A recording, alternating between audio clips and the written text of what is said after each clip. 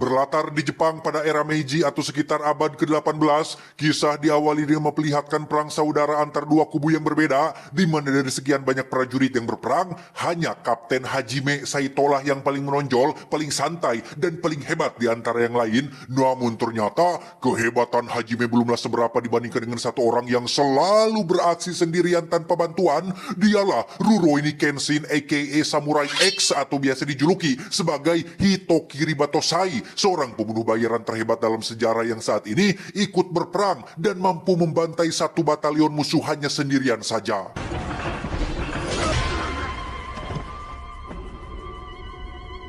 Tak lama, bendera pun diangkat sebagai tanda kemenangan akan salah satu kubu, yang berarti perang telah usai. Namun tidak untuk Hajime yang merasa masih belum puas jika belum bisa mengalahkan sang nomor satu yaitu Kenshin. Akan tetapi, sang jagoan memilih untuk meninggalkan pedangnya sebagai tanda bahwa ia memilih mundur dan pensiun dari dunia persamuraian.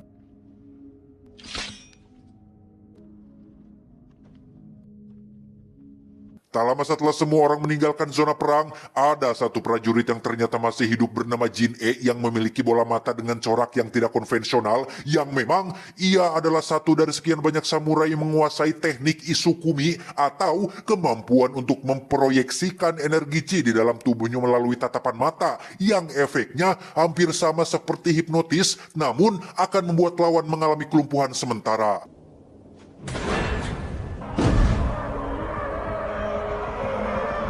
Setelah mendengar banyak suara dari jiwa-jiwa yang mati oleh pedang milik Kenshin, Jin-E memutuskan untuk memilikinya dan berencana untuk menjadi Batosai selanjutnya.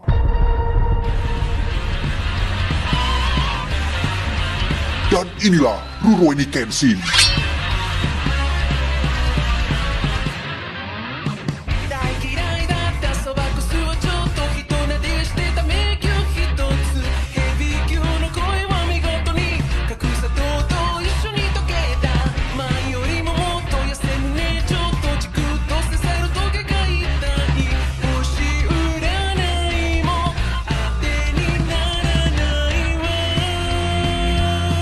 Cerita akan dimulai 10 tahun sejak perang usai, di mana kota ini menjadi maju dan damai, aman sejahtera berkat seorang pemimpin yang memulai era baru sesuai dengan perkembangan zaman pada masa itu.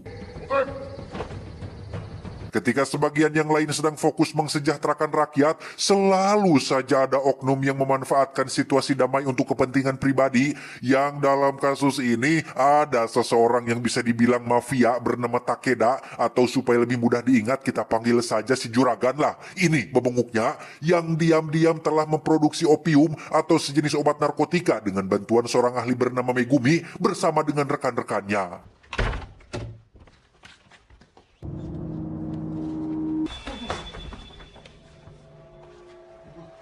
Dan ya, si Juragan pun menyuruh pasukan pribadinya untuk menghabisi semua rekan Megumi dengan maksud untuk meminimalisir bocornya informasi opium ini, di mana hanya Megumi lah yang tetap dibiarkan hidup karena hanya dialah satu-satunya orang yang tahu bagaimana cara membuat opiumnya, sementara satu rekannya berhasil kabur. Namun si Juragan membiarkannya pergi dan menyuruh satu anak buah spesialnya untuk mengejar dan menghabisi pekerja tersebut.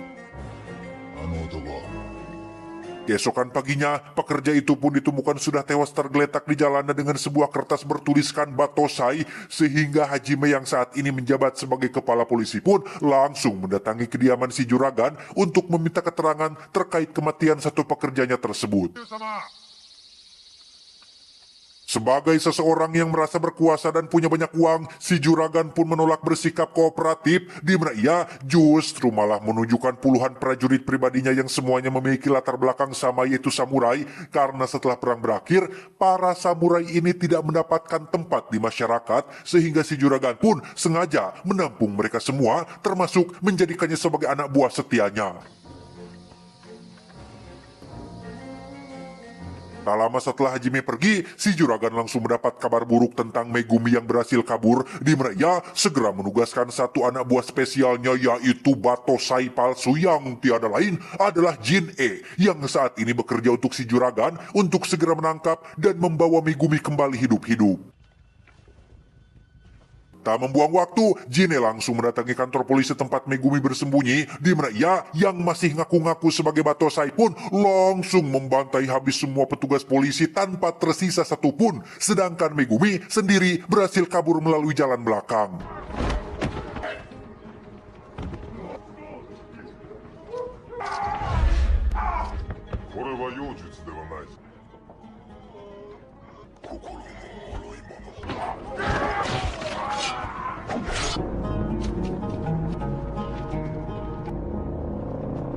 Kembali pada jagoan kita semua yaitu Kenshin yang baru tiba di kota setelah 10 tahun menghilang dari peredaran, di mana saat ia baru selesai beli cilok di festival, Kenshin tak sengaja melihat selebaran tentang seorang buronan dengan julukan Batosai si pembantai tepat saat muncul seorang wanita bernama Kaoru yang langsung menuduh Kenshin sebagai buronan gara-gara membawa pedang, sehingga Kenshin pun langsung menjelaskan bahwa pedang miliknya adalah pedang dengan mata terbalik alias pedang khusus yang tidak diperuntukkan untuk membunuh.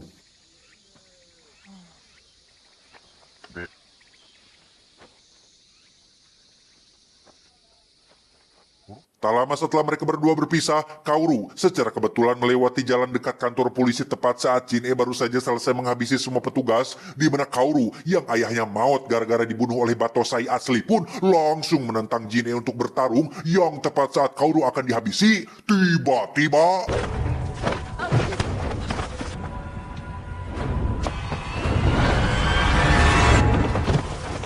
Ya, dari kegesitan dan bekas luka X pada pipi Kenshin, Jin-e bisa langsung menebak jika orang yang ada di hadapannya saat ini adalah sang legenda yaitu Batosai asli. Hal itu semakin diperkuat ketika jurus hipnotisnya tak mempan terhadap Kenshin yang punya energi chi sangat besar, sehingga daripada membuat dirinya celaka, Jin-e memilih untuk membiarkan mereka berdua pergi tepat saat para petugas baru muncul di lokasi.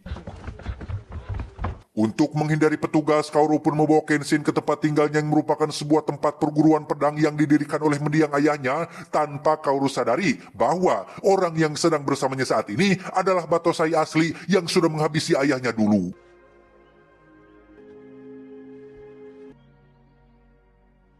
Tak lama setelah Kenshin pergi, muncullah adiknya yang datang setelah bermain di luar, yang tepat saat Kaoru akan latihan pedang, muncullah para preman yang datang untuk membeli paksa perguruan ini sesuai perintah dari majikan mereka yaitu si Juragan, yang karena Kaoru menolak, para preman pun langsung melakukan pengerusakan termasuk menyakiti Kaoru dan adik kecilnya.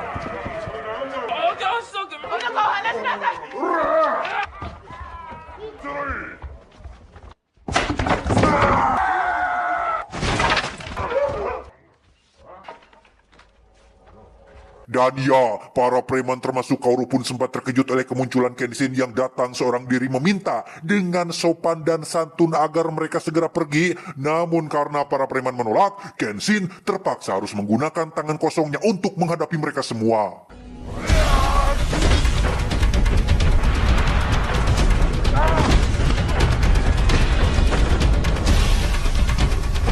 Pertarungan pun dilanjutkan di dalam padepokan, di mana Kenshin akhirnya menunjukkan kelihayannya dalam bertarung yang bahkan satu preman pun tak ada yang berhasil menyentuhnya.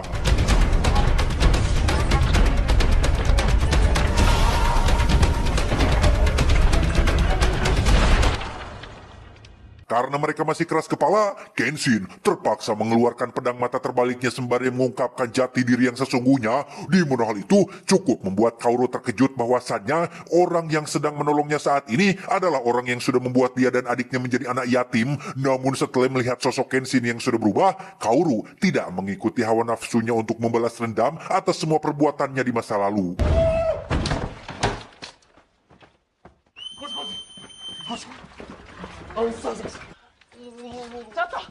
Akibat kejadian ini, Kenshin harus dibawa oleh para petugas untuk dipenjara bersama dengan tahanan lain, yang mana di situ ada seorang tahanan yang merupakan pendekar yang lumayan jago gelut bernama Sonosuke, yang tiba-tiba ngorejat saat Haji memanggil Kenshin dengan nama Batosai.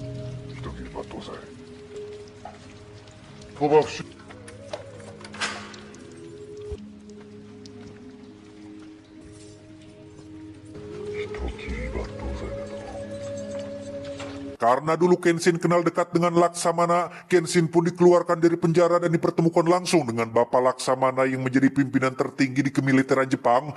10 tahun tidak berjumpa, Laksamana cukup terkejut saat mendengar Kenshin sudah pensiun dan jadi warga biasa. Karena dengan kemampuan luar biasa yang dimilikinya, Kenshin harusnya bisa menjadi seseorang yang sangat disegani atau setidaknya punya peran penting di kemiliteran. Tujuan Laksamana menemui Kenshin adalah berkaitan dengan kabar mengenai maraknya peredaran opium di kota ini, sehingga demi meningkatkan keamanan, Laksamana ingin meminta Kenshin agar mau meminjamkan kekuatannya sekali lagi untuk memberantas kejahatan. Namun meski Laksamana sudah memohon bahkan menawarinya sebuah jabatan, Kenshin tetap pada pendiriannya untuk tidak akan pernah membunuh lagi, sehingga Hajime yang kesal pun langsung menantang Kenshin bertarung dan berhasil melukai pundaknya hingga berdarah.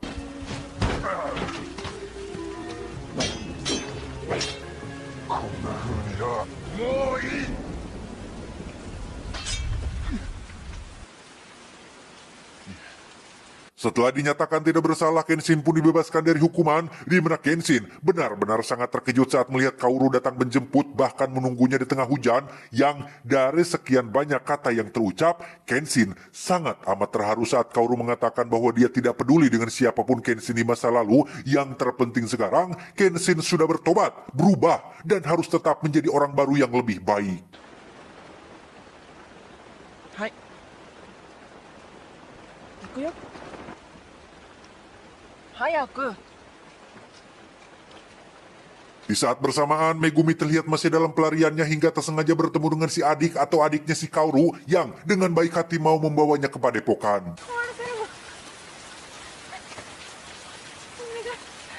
Setibanya di padepokan, Kenshin, Kaoru, dan Megumi pun akhirnya berkenalan satu sama lain, di mana mereka memutuskan untuk tinggal bersama dan saling menjaga satu sama lain, dengan Kaoru yang memberikan pakaian samurai baru bekas mendiang ayahnya untuk dipakai Kenshin sebagai simbol dari kehidupan barunya. Suatu malam, Kenshin dan kawan-kawan pun makan di sebuah restoran tepat saat muncul si juragan mencari seseorang yang katanya sudah mengalahkan 10 preman hanya seorang diri, di mana si juragan yang merasa bisa membeli segala sesuatu pun mencoba mengajak Kenshin untuk menjadi salah satu pengawalnya, tetapi Kenshin sama sekali tidak tertarik dengan uang dan dengan sopan menolak tawaran tersebut.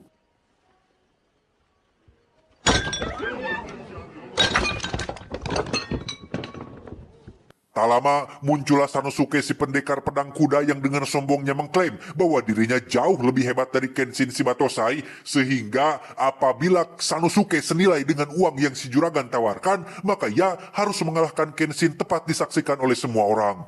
Himura Battosai-san yo. Koitsu ni kattara ore o yatou tte no dou da? Bermodalkan Zanbato atau pedang pembunuh kuda yang beratnya hampir 50 kg, jelas Sanosuke bukanlah petarung sembarangan yang bisa dianggap remeh sangu, sehingga Kenshin yang selalu berusaha menghargai lawan pun mencoba untuk bertarung dengan serius tanpa akan menyakiti lawannya sedikit pun. Setelah beberapa kali percobaan, Sanosuke akhirnya capek sendiri, apalagi ketika Kenshin mengatakan tentang harga diri yang pada intinya Sanosuke tidak pantas bekerja untuk seseorang seperti si juragan, sehingga Sanosuke pun langsung menghentikan pertarungan dan menyuruh semua orang untuk segera bubar.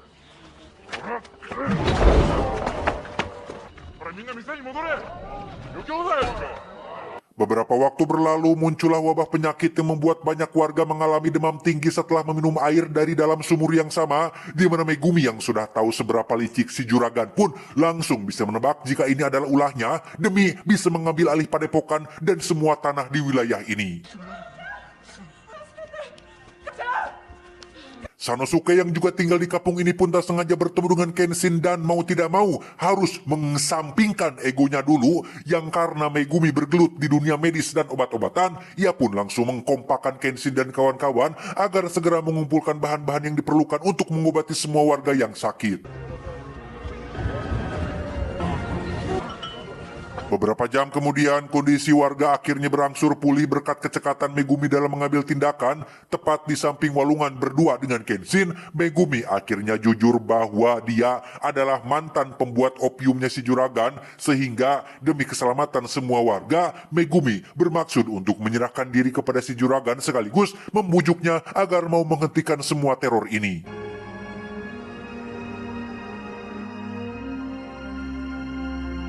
Tak lama setelah Megumi pergi menyerahkan diri, Kenshin menjadi kepikiran dengan nasib Megumi yang dengan begitu beraninya mengorbankan dirinya sendiri demi semua orang. Dengan fakta bahwa dirinya sudah bertobat dan jadi orang baik, alangkah tidak pantasnya ketika ia hanya berdiam diri membiarkan kejahatan terjadi, sehingga demi untuk membuktikan pertobatannya, Kenshin memutuskan untuk pergi menyelamatkan Megumi dengan ditemani Sanosuke yang memaksa untuk ikut, sementara Kaoru dan adiknya diminta untuk tetap di padepokan dan jangan lupa masak rendang setelah semuanya selesai. Megumi sendiri terlihat baru sampai di kediaman si juragan yang dengan tidak malunya memukuli dan menendang seorang perempuan, di mana kelakuannya seketika terhenti saat mendengar suara ramai-ramai di luar yang ternyata itu adalah Kenshin yang sudah tiba di tempat ini.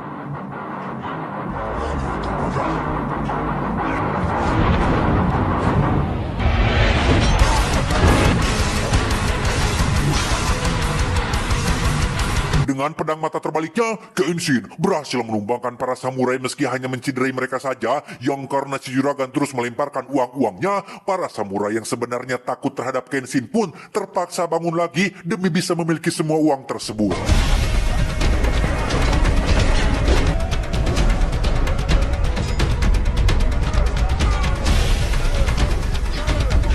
Berkat bantuan Sanosuke dengan pedang Janbatonya, puluhan samurai pun berhasil dikalahkan, sehingga sekarang giliran mereka masuk ke dalam rumah untuk mengambil kembali Megumi dari si juragan. Tiba di dalam, mereka berdua pun bertemu dengan salah satu pengawal juragan yang merupakan seorang pendeta jago gelut, di mana Sanosuke mengajukan dirinya untuk menghadapi pendeta tersebut dan mempersilahkan Kenshin untuk maju duluan. Tanpa menggunakan pedang atau senjata tajam sejenisnya, Sanosuke dan pendeta pun bertarung dengan gaya tangan kosong, yang mana dua-duanya memiliki kemampuan tinju yang sama, sehingga pertarungan pun berlangsung cukup alot sampai-sampai harus makan dan minum dulu untuk memulihkan staminanya. Saudara, mati!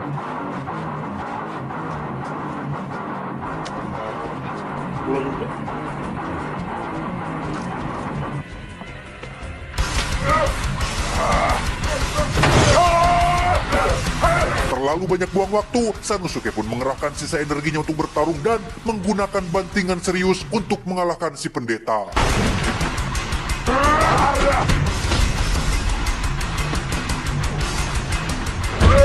Kembali ke Kenshin yang harus menghadapi samurai bertopeng yang selalu memakai topeng untuk menutupi luka bakar pada wajahnya, di mana samurai bernama Gen ini pun merupakan satu-satunya samurai yang menggunakan alat modern sebagai senjata bertarungnya.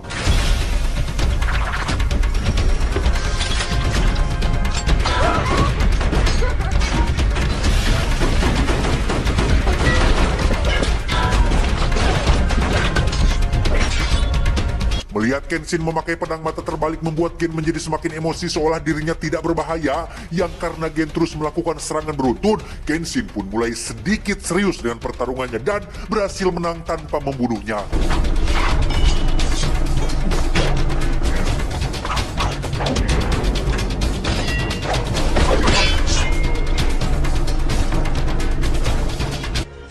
Setelah Sanosuke muncul, mereka berdua pun langsung naik ke lantai selanjutnya, yang tepat saat mereka akan masuk ke ruangan si juragan, tiba-tiba... Ya, karena si juragan tidak bisa bertarung, ia pun memakai peralatan modern yaitu Gatling Gun yang dapat melepaskan beberapa peluru dalam satu kali tembakan. Sempat terdesak, Hajime pun datang terlambat dan langsung memberitahu bahwa Gatling Gun hanya bisa menembak ke satu arah saja, sehingga mereka bertiga pun pura-pura menyerah agar bisa menyerang dari berbagai arah.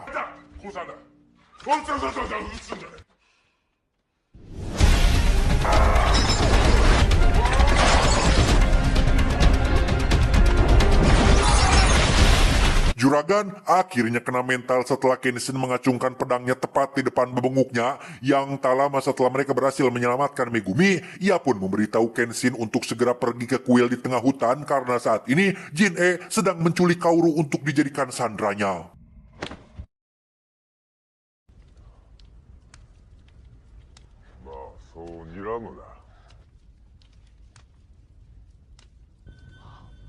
Setibanya di kuil tengah hutan, Jin-e terlihat sudah menunggu kedatangan Kenshin yang memang sudah lama. Jin-e menantikan momen seperti ini karena ingat, ketika seseorang sudah menjadi yang nomor satu dan tak terkalahkan, maka akan banyak sekali musuh yang berusaha menantang. Yang dalam kasus ini adalah Jin-e yang juga ingin menjadi orang pertama yang berhasil mengalahkan sang Gotosai, sehingga tanpa buang waktu, Jin-e langsung menyerang dan...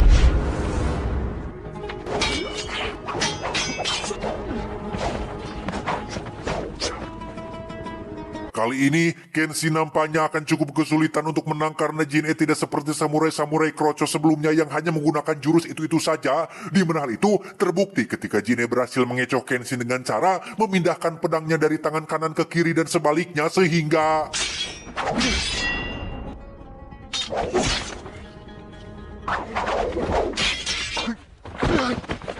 Menganggap Kenshin tidak serius bertarung, Jin-e pun menggunakan teknik hipnotisnya untuk membuat Kaoru mengalami sesak nafas dan akan maut dalam waktu 2 menit, di mana satu-satunya cara untuk mematahkan jutsu atau teknik tersebut adalah dengan menghabisi pengguna jutsu itu sendiri, sehingga secara tidak langsung Jin-e memaksa Kenshin untuk menjadi Batosai seperti dulu lagi dengan maksud agar niat tobatnya gagal dan tidak menjadi pribadi yang lebih baik.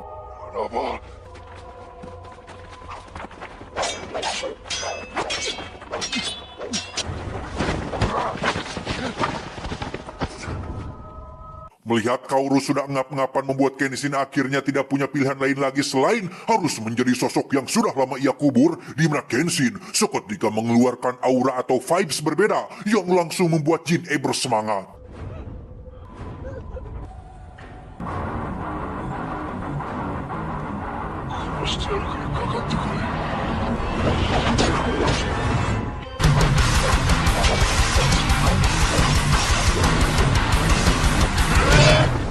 Dan ya, jika saja mata pedang Kenshin tidak terbalik, mungkin kepala Jin-e sudah terbelah jadi 2. Yang karena Jin-e masih keras kepala ingin bertarung sampai habis-habisan, Kenshin pun mulai mengambil kuda-kuda yang dulu biasa ia pakai untuk membantai, sehingga jangan salahkan Pak Gayus Tambunan apabila Jin-e harus menyesal dengan keinginannya.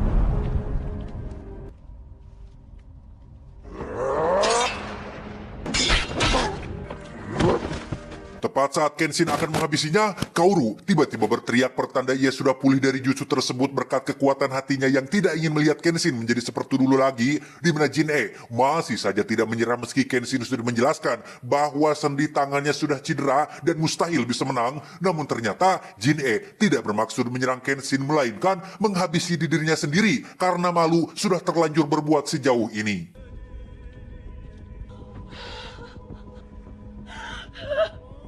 Tak lama, Hajime dan para petugas pun datang terlambat ketika momen gentingnya sudah lewat, sehingga Kenshin langsung menggendong Kaoru ke padepokan untuk mendapatkan perawatan. Setelah si juragan ditangkap dan para samurai dicabut izin pedangnya, Kaoru, Megumi, Sanosuke, dan Kenshin pun bisa hidup tenang dengan akan menjadi keluarga baru dan akan menghidupkan kembali padepokan tersebut.